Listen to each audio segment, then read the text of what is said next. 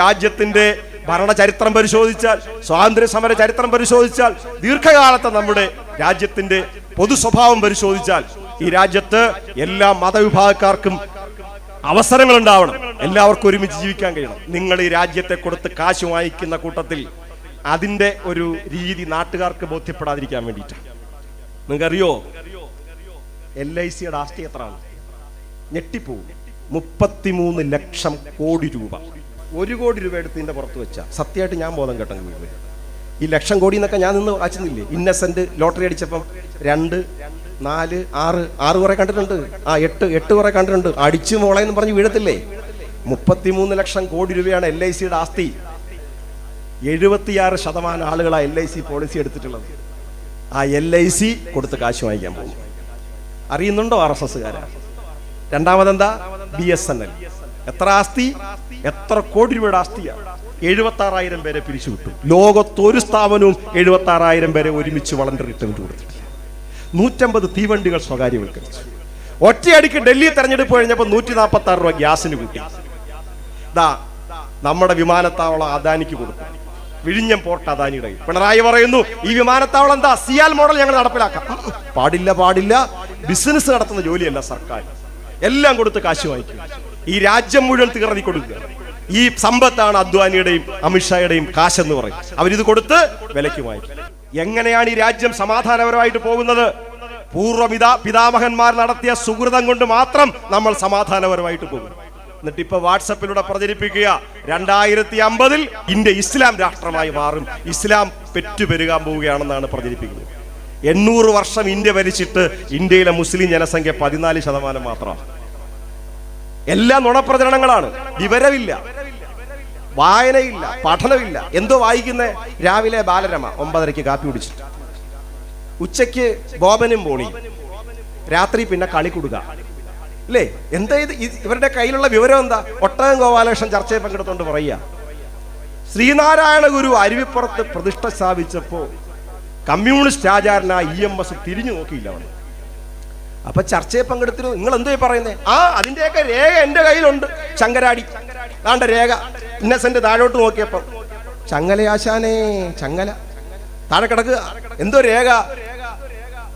അരുവിപ്പുറത്ത് പ്രതിഷ്ഠ നടത്തുന്നിടത്ത് EMS പോയില്ല. അരുവിപ്പുറം പ്രതിഷ്ഠ എന്നായിരുന്നു? 1888. EMS ജനിച്ചതെന്നാ 1909. എന്തുകൊണ്ടാ പോകാൻ? ഞാൻ വണ്ടി കിട്ടിയില്ലായിരുന്നു. ചാനൽ കയറുന്നുണ്ട് പറയാ.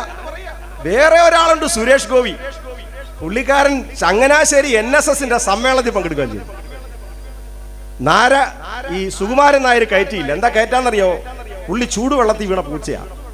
കഴിഞ്ഞ വർഷം മോഹൻലാൽ എന്ന് പ്രസംഗിച്ചു കഴിഞ്ഞപ്പോൾ സ്ത്രീകളെല്ലാം കൂടെ മോഹൻലാൽ പോയപ്പോൾ എൻ്റെ പുറകിലാണ്. സുകുമാരൻ നായർക്ക് പ്രസംഗിക്കാൻ ആളില്ല. അതുകൊണ്ട് ആര് ചെന്നാലും പുള്ളി കയറ്റത്തില്ല. പുള്ളി സുരേഷ് ഗോപിയോട് പറഞ്ഞു, നിങ്ങൾ ഈ പ്രതിനിധിസഭ അംഗമല്ല, കൊണ്ട് നിങ്ങളെ കയറ്റത്തില്ല. സുരേഷ് ഗോപി പുറത്തോട്ടിറങ്ങിയത് പത്രക്കാരി ഒന്ന് ചോദിച്ചു, എന്താ അവിടെ സംഭവിച്ചത്? സുരേഷ് ഗോപി പറഞ്ഞു, ഞാനും ചെവിയുടെ പുറകിൽ കൂടെയുള്ള ഒരു നായരാണ്. സത്യത്തിൽ അന്ന് രാത്രി ഞാൻ ഉറങ്ങിയില്ല. എൻ്റെ വീട്ടിൽ വന്ന് ഞാൻ എൻ്റെ പുസ്തകശേഖരം എല്ലാം പിടിച്ച് മറിച്ച് താഴെ ഇട്ടിട്ട് പരിശോധിച്ച് നരവംശാസ്ത്രം പുസ്തകം രാത്രി 1 മണിക്ക് എൻ്റെ കൈ കിട്ടി. ഞാൻ നോക്കി എന്തിനാണെന്നറിയാവോ? ഈ ജാതി അടിസ്ഥാനത്തിലാണോ പൂട കളിക്കുന്നറിയാൻ. അപ്പൊ എനിക്ക് മനസ്സിലായി അങ്ങനല്ല. എന്തൊരു വിവരക്കട വിളിച്ചു പറയുന്നത്. BJP ആയിക്കഴിഞ്ഞാൽ എന്ത് വിഡ്ഢിത്തരം വിളിച്ചു പറയാവോ? ചാനലിൽ വന്നിരുന്നുകൊണ്ടും എന്ത് അഹങ്കാരം വിളിച്ചു പറയാം. ചരിത്രത്തെക്കുറിച്ച്, രാജ്യത്തെക്കുറിച്ച്, പൗരത്വത്തെക്കുറിച്ച് ഇപ്പൊ നമ്മുടെ അബ്ദുള്ള കുട്ടിയും ആരിഫ് മുഹമ്മദ് ഖാനും ഒക്കെ പറയുന്നത് എന്താ? ആരിഫ് മുഹമ്മദ് ഖാൻ 5 പാർട്ടി പോയ ആളാണ്. കന്നി എന്നാ കന്നും കൂട്ടത്തിലെ ചെല്ലത്തുള്ളൂ. അതുകൊണ്ട് അബ്ദുള്ള കുട്ടിയും അവിടെ തന്നെ ചെന്ന് കയറും. അബ്ദുള്ള കുട്ടി 3 പാർട്ടി പോയ ആളാണ് അല്ലേ? അബ്ദുള്ള കുട്ടി, ആരിഫ് മുഹമ്മദ് ഖാനും ഒക്കെ പറയുന്നത് എന്താ? ഇന്ത്യയിലെ മുസ്ലിങ്ങൾക്ക് യാതൊരു കുഴപ്പമില്ല. നിങ്ങള് ഈ പൗരത്വം നടപ്പിലാക്കാൻ വേണ്ടി പരിശ്രമിക്കുന്ന ഒരു രീതി എങ്ങനെ? ആ രീതി അനുസരിച്ച് ഒരു ഫോം തരും പൂരിപ്പിക്കാൻ. അങ്ങനെ തരുമ്പോൾ ആ ഫോമിനകത്ത് ചോദിക്കുന്നത് എന്താ? നമ്മുടെ പേര് ചോദിക്കും. അത് കഴിഞ്ഞിട്ട് വാപ്പയുടെ പേര് ചോദിക്കും. ഒരുവിധപ്പെട്ട എല്ലാവരും പറയും വാപ്പയുടെ അച്ഛന്റെ ഒക്കെ പേര്. മുത്തച്ഛന്റെ പേരെന്ന് ചോദിച്ച് 1 പതുങ്ങും. മൂത്താപ്പയുടെ പേരെന്ന് ചോദിച്ച് 1 അമ്പരക്കും. എന്നിട്ട് പെട്ടെന്ന് പറയും. ഇനി അതിനു മുമ്പുള്ള ഒരാളുടെ പേര് ചോദിച്ച് നിങ്ങളുടെ പേരും നിങ്ങളുടെ തെളിവും മാത്രം കൊടുത്താൽ പോരാ. ഈ രേഖ അനുസരിച്ച് നിങ്ങളുടെ പിതാമഹന്മാർ എവിടെ ജനിച്ചു എന്ന് പറയണം. അപ്പൊ ജനിച്ചു എന്ന് പറയണമെങ്കിൽ എന്ത് വേണം? ജനന സർട്ടിഫിക്കറ്റ് വേണം. 1969 മുമ്പ് ചവറ കൊട്ടുകാട്ടിൽ ജനിച്ച് ആർക്കെങ്കിലും ജനന സർട്ടിഫിക്കറ്റ് ഉണ്ടോ? ചിലർ വേണമെങ്കിൽ പാണ്ടിയിലോറിയുടെ മുമ്പിൽ തവള വീർപ്പിക്കുന്ന പോലെ വീർപ്പിച്ച് പറഞ്ഞേക്കും. ആർക്കെങ്കിലും ഉണ്ടോ 969 മുമ്പ് ചവറ പഞ്ചായത്തിൽ നിന്ന് ജനന സർട്ടിഫിക്കറ്റ് ഉണ്ടോ? ഇല്ല. എന്തുകൊണ്ടാ? 969 ജനന മരണ രജിസ്റ്റർ കൊണ്ടുവന്നത്. അതുകൊണ്ട് അതിനു മുമ്പ് നിങ്ങൾക്ക് ഇതില്ല. അപ്പൊ എന്താ ചെയ്യുക? വയറ്റാട്ടിയോട് പോയി ചോദിക്കാനേ പറ്റും. വയറ്റാട്ടി എന്തോ പറയും? തച്ചുവേല മമ്മൂഞ്ഞ് ഒരു വെള്ളപ്പൊക്ക കാലത്തായിരുന്നു. അവന്റെ പെങ്ങളുണ്ടല്ലോ ഫാത്തിമ, അവിടെ കെട്ടിച്ച, എവിടാ? കൊട്ടാരക്കര കെട്ടിച്ച, അവിടെ ജനന തീയതി എനിക്ക് കൃത്യമായിട്ട് ഓർമ്മയില്ല. ഇങ്ങനെയൊക്കെ പറയാൻ പറ്റൂ. അല്ല, കൃത്യമായിട്ട് പറയാൻ പറ്റില്ല. എന്തുകൊണ്ട്? രേഖയില്ല. ഈ രേഖയില്ലാത്തവരുടെ സ്ഥാനം എവിടെയാ? ആ സ്ഥാനമാണ് ഡിറ്റൻഷൻ സെന്റർ. ഇതാണ് പ്രശ്നം. അല്ലാതെ അഫ്ഗാനിസ്ഥാനിൽ നിന്ന് വരുന്നവർക്ക് മാത്രമല്ല. അതുകൊണ്ടാണ് ഈ യോഗ സ്ഥലങ്ങളിലെല്ലാം ഉന്നയിക്കപ്പെടുന്ന ഒരു ജർമ്മൻ വാചകമുണ്ട്. എല്ലാവരും എല്ലാ യോഗത്തിലും പറഞ്ഞുകൊണ്ടിരിക്കുന്ന ഒരു സാധനം. അതൊരു കവിതയായിട്ടാ പലരും പറയും.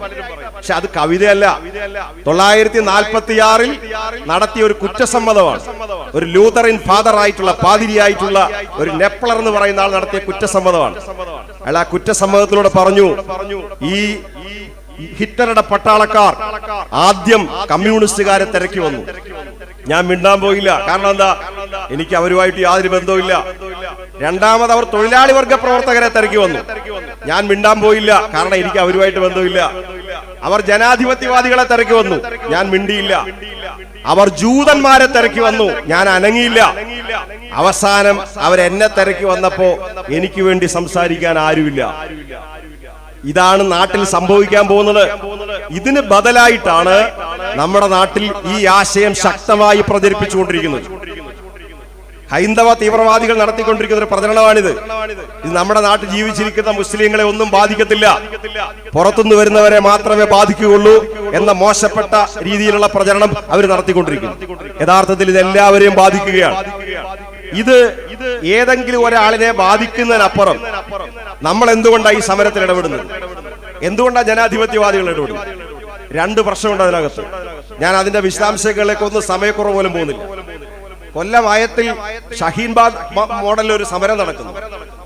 ഞങ്ങളൊക്കെ അതിൽ പ്രസംഗിച്ചവരാണ്.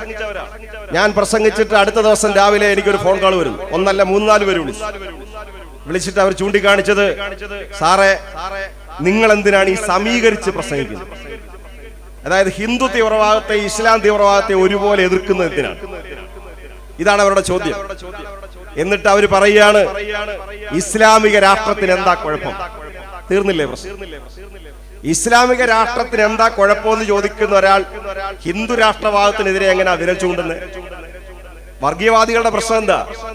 ഒരു വിരൽ മറ്റൊരു വർഗീയവാദിക്കെതിരെ ചൂണ്ടിയാൽ പിന്നെ ഒരു 3 വിരൽ ഇങ്ങോട്ടിരിക്കുക. നമ്മളെല്ലാവരുടെയും ഒരു പ്രശ്നം അത്. ഒരു വിരൽ വർഗീയവാദിക്കെതിരെ ചൂണ്ടിയാൽ ഒരു 3 വിരൽ ഇങ്ങോട്ടിരിക്കുക.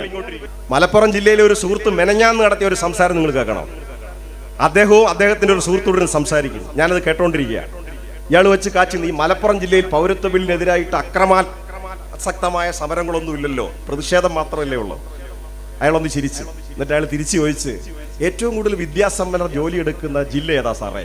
അപ്പൊ അയാൾ പറഞ്ഞു, തിരുവനന്തപുരം. കേരളത്തിന്റെ സാംസ്കാരിക തലസ്ഥാനം ഏതാ സാറേ? തൃശ്ശൂർ. അവിടെ അക്രമാസക്തമായ സമരം ഉണ്ടാകുമ്പോൾ മലപ്പുറം ജില്ലയിൽ ഉണ്ടാവുന്നില്ലല്ലോ. അപ്പൊ അവര് പറഞ്ഞു, ഇസ്ലാം എന്താണെന്ന് ഞങ്ങൾക്കറിയാം. ആർക്കാ? മലപ്പുറം ജില്ലയിലുള്ളവർക്ക് അറിയാവും എന്ന് പറഞ്ഞാൽ എന്റെ മലയാളം എന്താ?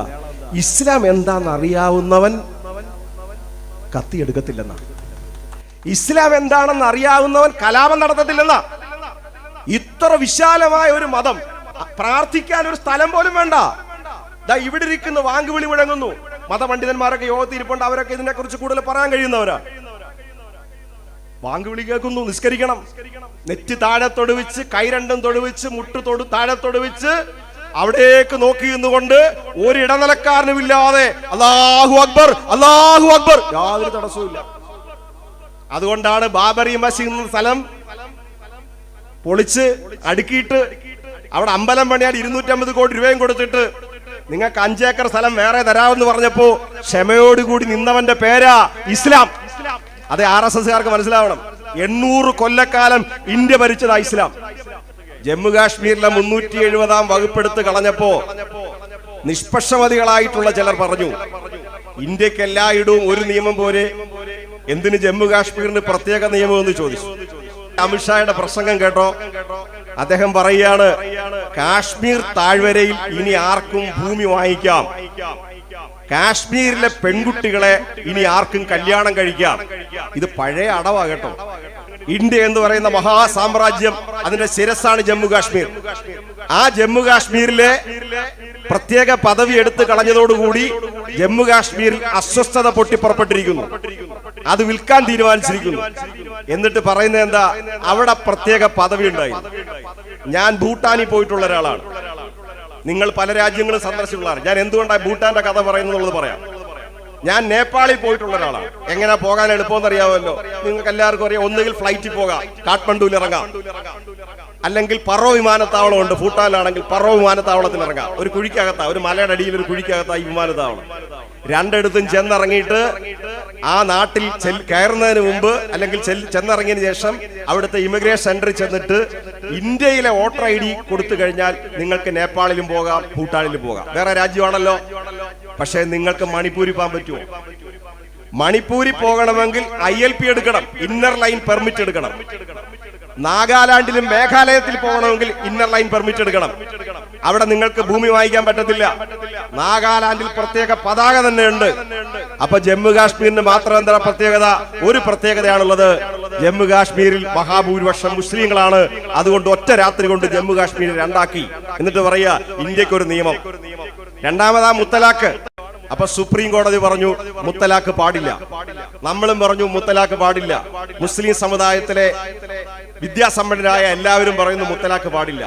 പക്ഷെ കല്യാണം ഒഴിയുന്നത് മുസ്ലിങ്ങൾ മാത്രമാണ്. ഒരുപാട് ഭാര്യമാരുള്ളത് മുസ്ലിങ്ങളിൽ മാത്രമാണ്. ശ്രീകൃഷ്ണൻ എത്ര ഭാര്യയുണ്ട്?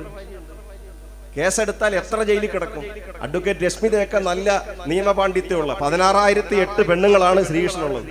എത്ര കേസിൽ അദ്ദേഹം പ്രതിയാകും? പാഞ്ചാലിക്ക് എത്ര ഭർത്താക്കന്മാരാ ഉള്ളത്? 5 ഭർത്താക്കന്മാരുണ്ട്. ഈ 5 പേർക്കും പ്രത്യേക ഭാര്യമാര് വേറെയുണ്ട്. മുത്തലാഖ് എന്ന് പറയുന്നത് സുപ്രീം കോടതി നിർത്തലാക്കി, നിയമം മൂലം നിരോധിച്ചു. പിന്നെ അതിന്റെ പുറത്തൊരു നിയമം വേണ്ട. നിങ്ങൾ കൈചൂണ്ടി മുക്ക്, പഴയ നമ്മുടെ കൈചൂണ്ടി മുക്ക്, ടൈറ്റാനിയം ആശുപത്രി ചെന്ന് നോക്കിയ അവിടെ എഴുതി വെച്ചിട്ടുണ്ട് പ്രസവ വാർഡ്. ബ്രാക്കറ്റിൽ എഴുതിയിട്ടുണ്ടോ സ്ത്രീകൾക്ക് മാത്രം? പ്രസവ വാർഡിന്റെ അടിക്ക് സ്ത്രീകൾക്ക് മാത്രം എഴുതി വെക്കേണ്ട കാര്യമുണ്ട്. മുത്തലാഖ് നിരോധിച്ചു കോടതി. പിന്നെ അതിന്റെ പുറത്ത് നിയമം വേണ്ട. നിയമം കൊണ്ടുവന്ന എന്തിനാ? കല്യാണം കഴിച്ചൊഴിയുന്ന പുരുഷന് 3 വർഷം തടവ്. മുസ്ലിം നിയമം അനുസരിച്ച് വിവാഹം എന്താ? ഒരു സിവിൽ കോൺട്രാക്ട്. പയ്യന്റെ പിതാവും അല്ലെങ്കിൽ പെൺകുട്ടികളുടെ ആൾക്കാരും തമ്മിലുള്ള ഒരു സിവിൽ കോൺട്രാക്ട്. നിയമോ ക്രിമിനൽ നിയമം എടുത്തിരിക്കുന്നു അതിന്റെ പേര്. ഇത് ക്രിസ്ത്യൻ നിയമത്തിലുണ്ടോ? ഇല്ല. ഇത് മുസ്ലിങ്ങൾ ഹിന്ദുക്കൾ കല്യാണം കഴിച്ചു കഴിഞ്ഞാലുണ്ടോ? ഇല്ല. അപ്പൊ മുത്തലാഖിന്റെ പേരിൽ ആരെയാണ് ശിക്ഷിക്കാൻ തീരുമാനിച്ചത്? മുസ്ലിങ്ങളെ മാത്രം. ഞാൻ അതുകൊണ്ടാണ് പറഞ്ഞത്, എന്താണ് ഇസ്ലാമിന്റെ പാരമ്പര്യം, എന്താണ് ഹിന്ദു മതത്തിന്റെ പാരമ്പര്യം? നിങ്ങൾ ഒരു RSSകാരെ കല്യാണം കഴിക്കുമ്പോൾ കൊടുക്കുന്ന പടം എന്തുവാ? വിവേകാനന്ദന്റെ പടം. ആരാ വിവേകാനന്ദൻ? നിങ്ങൾ കമ്മ്യൂണിസ്റ്റുകാരെ വിട്, നിങ്ങൾ രശ്മിതയെ പോലുള്ള ആളുകളെ എല്ലാം വിട്, നിങ്ങൾ നിഷ്പക്ഷരായി പറയുന്ന എല്ലാവരെയും വിട്. നിങ്ങൾ വിവേകാനന്ദനെ എടുക്കും. എന്താ വിവേകാനന്ദൻ പറഞ്ഞത്? വിവേകാനന്ദന്റെ ഏറ്റവും പ്രസക്തമായ കാര്യം എന്തുവാ? കേരളത്തിൽ അദ്ദേഹം വന്നു. കേരളത്തിൽ അന്ന് മലബാറിൽ വന്നു. അവിടെ വന്നപ്പോഴാണ് ഒരു നമ്പൂതിരി ഇങ്ങനെ പല്ലക്കിനകത്ത് പോകും. 4-5 പേര് അവരെ ചുമന്നുകൊണ്ട് പോകും. അപ്പൊ ചുമന്നുകൊണ്ട് പോകുന്ന ആളുകൾ സ്പീഡ് കുറയുമ്പോൾ ഈ നമ്പൂതിരി തോളയിലിട്ട് ചവിട്ടുക. അപ്പൊ അവിടുന്ന് വരുന്ന ആളുകളെല്ലാം ഓടി അപ്പുറത്തെ വയലോട്ട് പോകും. വിവേകാനന്ദൻ നോക്കിയപ്പോൾ ഇത് കൊള്ളാമല്ലോ, നല്ല തമാശ, അങ്ങനെയൊക്കെ വട്ടുപിടിച്ചു കേട്ടോ.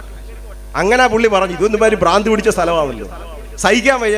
കന്യാകുമാരി വന്നു, കടൽ കണ്ടെടുത്തങ്ങ് ചാടി. പുള്ളി നീ ഇവിടെ നിൽക്കുന്നില്ലെന്ന് പറഞ്ഞു.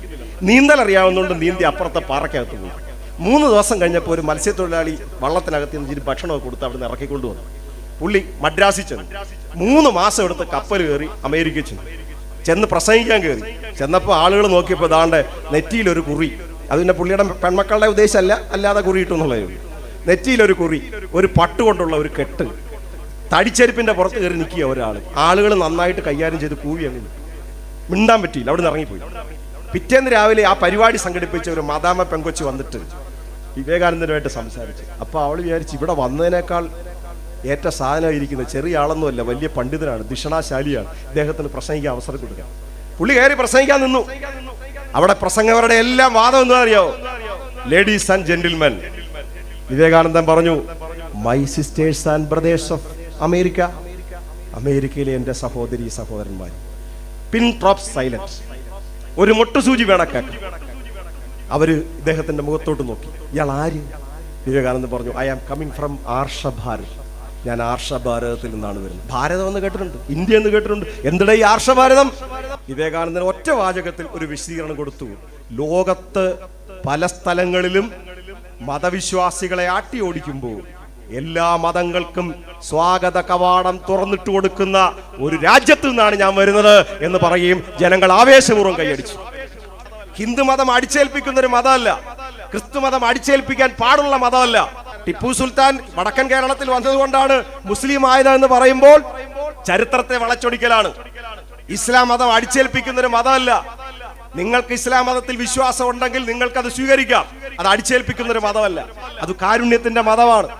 ഇത് സാഹോദര്യത്തിന്റെ മതമാണ്. ഇസ്ലാം മതത്തെ കുറിച്ച് ലോകം പറയുന്നത് സാഹോദര്യത്തിന്റെ മതം, ക്രിസ്തു മതത്തെ കുറിച്ച് പറയുന്നത് കാരുണ്യത്തിന്റെ മതം, ഹിന്ദു മതത്തെ കുറിച്ച് പറയുന്നത് ലോകമേ തറവാട്, ഈ പുൽകളും പുഴുക്കളും എല്ലാം ലോകത്തിന്റെ തറവാട്ടിലെ അംഗങ്ങളാണ്. അതുകൊണ്ടാണ് മലപ്പുറത്തെ സുഹൃത്ത് പറഞ്ഞത്, എനിക്ക് ഇസ്ലാം എന്താണെന്നറിയാം, അതുകൊണ്ട് ഞങ്ങളുടെ നാട്ടിൽ കലാപം ഉണ്ടാവില്ല. ഒരു വർഗീയതയെ മറ്റൊരു വർഗീയത കൊണ്ട് നിങ്ങൾക്ക് പരാജയപ്പെടുത്താൻ പറ്റില്ല. ഈ സ്റ്റേജിൽ തീപിടുത്തം ഉണ്ടായാൽ മറ്റൊരു തീ കൊണ്ടുവന്ന് നിങ്ങൾ അതിനെ നേരിടുമോ? ഈ സ്റ്റേജിൽ തീപിടുത്തം ഉണ്ടായാൽ നിങ്ങൾ വെള്ളം കൊണ്ട് അതിനെ നേരിടണം. മതേതരത്വം കൊണ്ടാണ് വർഗീയതയെ നേരിടേണ്ടത്, അല്ലാതെ വർഗീയത കൊണ്ട് വർഗീയത നേരിടരുത്. ഹിന്ദു രാഷ്ട്രത്തിന് ബദലായിട്ട് ഇസ്ലാം രാഷ്ട്രം സ്ഥാപിക്കല, ഇസ്ലാം രാഷ്ട്രത്തിന് ബദലായിട്ട് ഹിന്ദു രാഷ്ട്രം സ്ഥാപിക്കല. വിശ്വാസം നിങ്ങളുടെ സ്വന്തം ആവശ്യമാണ്. ഭരണഘടനയിൽ ഇവിടെ നേരത്തെ പറഞ്ഞല്ലോ, we the people of India, നമ്മൾ ഇന്ത്യയിലെ ജനങ്ങൾ. ചർച്ച വന്നത് ആദ്യം അതല്ല. ആ ഒരു വാക്ക് കണ്ടുപിടിക്കാൻ 2-3 ആഴ്ച എടുത്ത് ഭരണഘടന അസംബ്ലിക്കാർ. എന്താ കാര്യം എന്നറിയോ? ONV സാറിന്റെ നാടായതുകൊണ്ട് ഞാൻ ആവർത്തിക്കുകയാണ്. ONV സാറിന്റെ മനോഹരമായ ഒരു പ്രണയഗാനം ദേവരാജൻ മാഷിലേക്ക് കിട്ടി. അരികിൽ നീ ഉണ്ടായിരുന്നെങ്കിൽ ഒരു മാത്ര വെറുതെ നനച്ചുപോയി. ഈ ദേവരായ മാഷ് എന്ന് പറയുന്ന സംഗീത പ്രതിഭ ഈ അരികിൽ എന്ന വാക്കിന് സംഗീതം കൊടുക്കാൻ 2 ആഴ്ച ഇതും പിടിച്ചോണ്ട് നടന്നു. ഇപ്പോഴത്തെ സംഗീതജ്ഞർക്ക് പ്രശ്നമൊന്നുമില്ല. അമ്മായി 12 ചുട്ട്, മോള് 3 എടുത്തോണ്ട് ഓടി, അതിലത്തെ പട്ടി 2 എടുത്തോണ്ട്, ഒരു സംഗീതവും വേണ്ട. ദേവരായ മാഷ്ക്ക് അതുപോലെ മെലഡി ചെയ്യണം, നല്ല മനോഹരമായി. അതുകൊണ്ട് നമ്മൾ എത്ര നൂറ്റാണ്ട് കഴിഞ്ഞാലും അത് കേൾക്കും. ആ മനുഷ്യന് ഏറ്റവും അവസാനം 2 ആഴ്ച കഴിഞ്ഞപ്പോൾ അദ്ദേഹത്തിന് അതിന്റെ ട്യൂൺ കിട്ടി. അരികിൽ നീ ഉണ്ടായിരുന്നെങ്കിൽ. ഞാൻ പാടിക്കഴിഞ്ഞാൽ യോഗം പിരിച്ചുവിടാൻ അധ്യക്ഷൻ വേണ്ടി വരത്തില്ല, അതുകൊണ്ടാണ് പാടാം. ഒരു പണ്ഡിതൻ ഇവിടെ പ്രസംഗിക്കാനും ഇരിക്കുന്നു. അതുപോലെ ആരുടെ ദൈവത്തിന്റെ പേരിൽ തുടങ്ങണം? ദ നെയിം ഓഫ് ഗോഡ്, ദൈവത്തിന്റെ പേരിൽ തുടങ്ങണം. അപ്പൊ ഏത് ദൈവത്തിന്റെ? ഇസ്ലാം മതവിശ്വാസികൾ ലോകത്തിന്റെ സൃഷ്ടിനാഥൻ അള്ളാഹുവാണ്. സൃഷ്ടിക്കപ്പെട്ടതിനെ ആരാധിക്കാൻ പാടില്ല, സൃഷ്ടി ആരാധിക്കും. അപ്പൊ അള്ളാഹുവിന്റെ പേര് തുടങ്ങിയാലോ? അപ്പൊ ക്രൈസ്തവർ അവര് ഇന്ത്യ ലോകം സൃഷ്ടിച്ചത് ആരാ? യഹോവയാണ്. അപ്പൊ യഹോവയുടെ പേര് തുടങ്ങാൻ പറ്റും. ഹിന്ദു മതവിശ്വാസം അനുസരിച്ച് ബ്രഹ്മാവാണ് ലോകത്തിന്റെ സൃഷ്ടാവ്, അപ്പൊ ബ്രഹ്മാവിന്റെ പേര് തുടങ്ങാൻ പറ്റും. സിഖ് മതവിശ്വാസം അനുസരിച്ച് നാനാക്കുമാരാണ് ലോകം സൃഷ്ടിച്ചത്, അപ്പൊ അതിന്റെ പേര് തുടങ്ങാൻ പറ്റും. അവസാനം പറഞ്ഞു, ഇതെല്ലാം നിങ്ങളുടെ കൈവൈ. നിങ്ങൾ പള്ളിയിൽ പോകേണ്ടവരവിടെ പോ, അമ്പലത്തിൽ പോകേണ്ടവരവിടെ പോ. ഇത് മതേതര രാഷ്ട്രം. ഇവിടെ ജനങ്ങളാണ് പരമാധികാരി.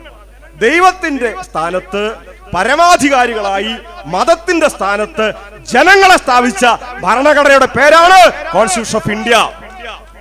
അതുകൊണ്ട് ഇന്ത്യയിലെ ജനങ്ങൾ എന്ന് പറഞ്ഞു കഴിഞ്ഞാൽ ഇന്ത്യയിലെ ജനങ്ങൾക്ക് നീതി, ഇന്ത്യയിലെ ജനങ്ങൾക്ക് സാഹോദര്യം. ഇതൊന്നും ചുമ്മാതെ ഉണ്ടായതല്ല. രാജാക്കന്മാരുടെ ഭരണകുത്തകാലത്ത് 1789 ഫ്രഞ്ചിൽ നടന്ന വിപ്ലവമാണ് സമത്വം, സാഹോദര്യം, സ്വാതന്ത്ര്യം എന്ന മുദ്രാവാക്യം വെക്കുന്നത്. അതിന്റെ തുടർച്ചയായിട്ടാണ് ലോകത്ത് ജനാധിപത്യ വ്യവസ്ഥ ഉണ്ടാവുന്നത്. അതിന്റെ തുടർച്ചയായിട്ടാണ് സ്ത്രീകൾക്കും പുരുഷനും തുല്യ വോട്ടവകാശം ഉണ്ടാവുന്നത്. ഈ തുല്യത എന്നുള്ളത്, ഈക്വാലിറ്റി എന്നുള്ളത്, ഈക്വൽ ടു റൈറ്റ് എന്നുള്ളത് രാജ്യത്തിന്റെ സത്തയാണ്. ആ സത്ത ഉയർത്തിപ്പിടിക്കലാണ് ഞങ്ങൾ ഉദ്ദേശിക്കുന്നത്, അല്ലാതെ കക്ഷി രാഷ്ട്രീയമല്ല.